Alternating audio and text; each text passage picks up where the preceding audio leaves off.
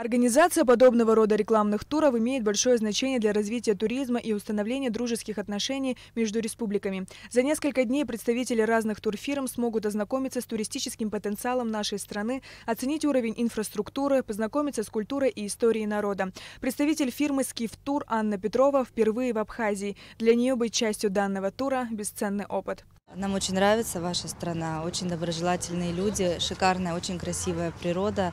Ну и хочется пожелать вам процветания, развивайтесь, потому что очень глубокий потенциал заложен у вас. Ну и мы сделаем, что от нас зависит. Нам интересно привозить вам туристов. Нам недостает сведений, нам недостает личного опыта.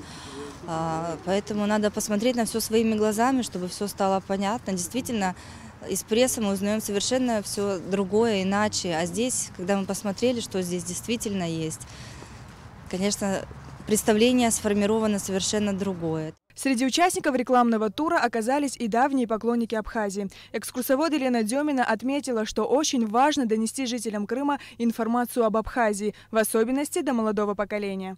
Я как ребенок Советского Союза, не имевшая когда-то возможность выехать на Кавказ, в Абхазию, с удовольствием выезжаю в этот регион. И в Абхазии я была уже позапрошлом году, но это было такое мимолетное знакомство. На один день мы приехали-уехали, и вот тогда поселилась мысль, что я должна вернуться в страну души, потому что действительно Абхазия, она как магнит притягивает. По словам сотрудников национальной туристической компании «Турист», главная цель рекламного тура – расширить кругозор его участников и привлечь как можно больше туристов в Абхазию.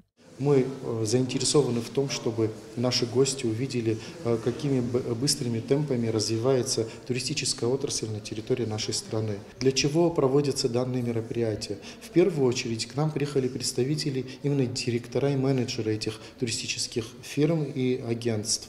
А если они увидят это все воочию, соответственно, это поднимет имидж на международной арене.